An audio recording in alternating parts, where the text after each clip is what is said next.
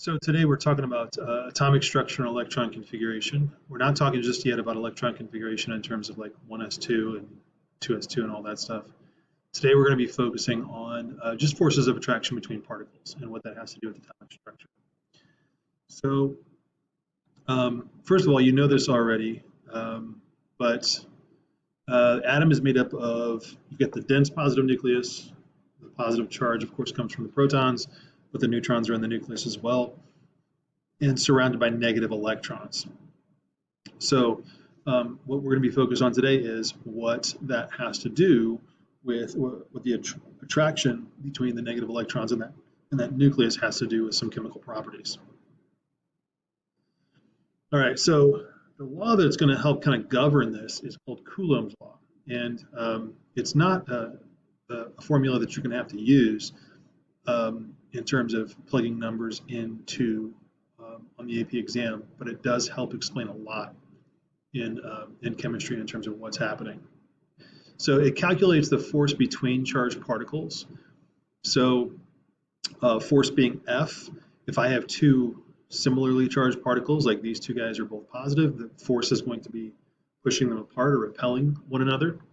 And then if they're opposite, so positive and negative, that's going to be a force of attraction. If the distance, which is r for radius, is the same for both, they're going to be equal and opposite. In other words, if the charge, if the magnitude of the charge here is, let's say, +1, and here it's also +1 on this other particle, they're going to repel each other at this distance r with the same force that these two particles, if they are +1 and -1, would attract each other. So the force would be the same. It's just one is repulsion and one is attraction. So this is Coulomb's law, or one form of it. It just force is proportional to the magnitude of charge of one particle times the other over the radius squared. You'll sometimes also see it F equals K, which is a constant, times all of this. It's the same thing, right? Proportional to means essentially multiplying by a constant number, okay? Just like ideal gas law uses a universal gas constant to say that volume is proportional to temperature. All right, so let's talk about what this has to do with something useful in chemistry, ionization energy. So this explains a lot in our class. So ionization energy is the energy required to remove an electron from an atom. Coulomb's law helps explain the differences that we see. So what do we mean? If this is our atom, let's say this is lithium, it has a +3 charge, so its proton number is 3, has 3 electrons. You can see it's got 2 electrons in the first energy level and 1 in the second energy level. So if I want to compare, let's say, we'll call this guy here in the first energy level is E1, electron 1. And then this guy is E2. You can see that because the radius is greater between the positively charged nucleus and this negatively charged electron compared to the radius, or r, for electron number 1, the force holding them together is going to be greater where the radius is smaller, right? If we go back to our equation, as radius increases, the force would decrease. So if the distance between two particles goes up, the force, if they're oppositely charged, the force pulling them together goes down. So going back to my picture here, you would expect, assuming that they're both -1 charges, which they are because they're electrons, and the nucleus that they're attracted to is +3 in both cases, the force of attraction is going to be greater where the radius is smaller.